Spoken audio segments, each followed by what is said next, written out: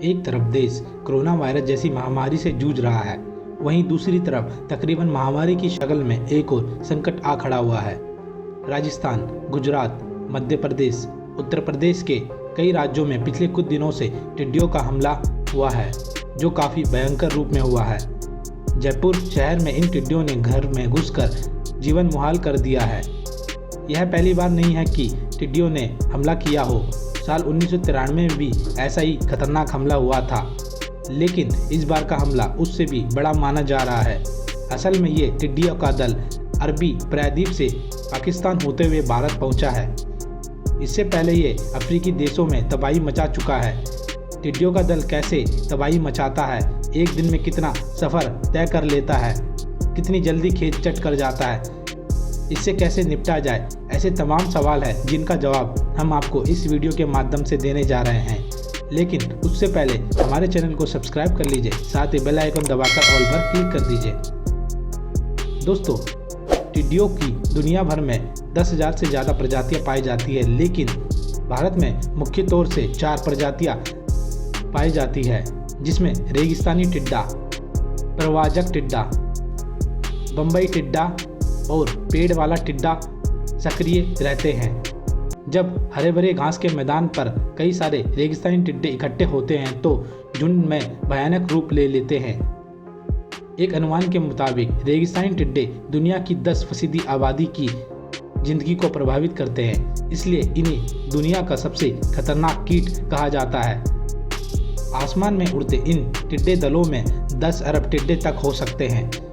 ये झुंड एक दिन में 13 किलोमीटर प्रति घंटे की रफ्तार से करीब 200 किलोमीटर तक का रास्ता नाप लेता है। संयुक्त राष्ट्र के खाद्य और कृषि संगठन के मुताबिक 1 वर्ग किलोमीटर में फैले दल में करीब 4 करोड़ टिड्डियां होती है, जो एक दिन में इतना वजन का भोजन कर लेती है जितने में 35,000 लोगों को पेट भर सकता है।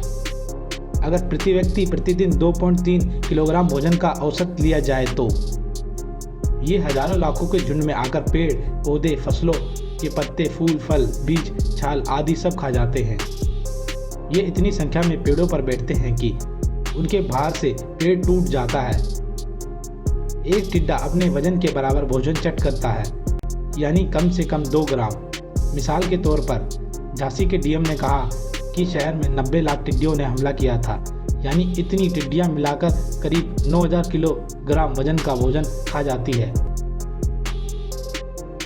भारत पे हो रहे हमले के मुताबिक ये टिड्डियां दल ईरान के रास्ते पाकिस्तान से होते हुए भारत पहुंची है। पहले पंजाब, राजस्थान में फसलों को नुकसान पहुंचाने के बाद हमलावर टिड्डियों के आगरा पहुंचने की आशंका थी, लेकिन ये झांसी पहुंचे और इसी तरह एक टिड्डी दल जयपुर पहुंचा। असल में यह सिलसिला पिछले साल से चल रहा है। इसने इस साल की शुरुआती महीने में अफ्रीका में, खास तौर पर केन्या और इथियोपिया में कहर ढाया था। इसके बाद अरबी देशों में रास्ते से टिड्डिया दल ने यहाँ तक का सफर तय किया है। ग्लोबल वार्मिंग के चलते मौसम में आए बदलाव के कारण इनके जन्म का माना जा रहा है। टिड्डी दल की आबादी और हमले बढ़ते जा रहे हैं। एक मादा टिड्डा अपने जीवन में कम से कम 3 बार अंडे देती है और एक बार में 95 से 198 अंडे तक दे सकती है। 1 वर्ग किलोमीटर में टिड्डियों की करीब 1000 अंडे हो सकते हैं। एक टिड्डी का जीवन सामान्य तौर पर 3 महीने का होता है। दूसरी तरफ ये नमी वाले इलाकों में पनपते हैं। 2 महीने पहले जब टिड्डियों ने हमला किया था, तब गुजरात और राजस्थान में 1.7 लाख हेक्टेयर क्षेत्र में खड़ी तेल बीजे, जीरे और गेहूं की फसलों को नुकसान पहुंचाया था। इन हमलों को लेकर विशेषज्ञ मान रहे हैं कि अगर टिड्डियों पर जल्दी काबू नहीं पाया गया तो 8,000 करोड़ रुपए तक की मूंग की फसल तबाही हो सकती है।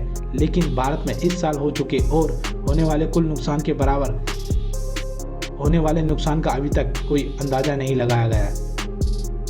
एक रिपोर्ट के मुताबिक टिड्डे दल की तादाद और हमले बढ़ने के कारण बेमौसमी बारिश हो सकती है। लाल सागर से अरबी प्रायद्वीप की बात हो या पाकिस्तान या भारत के पिछले साल के दौरान लगभग हर महीने बारिश हुई है। बेमौसम बारिश से नमी पाकर ये कीट भयानक रूप ले रहे हैं।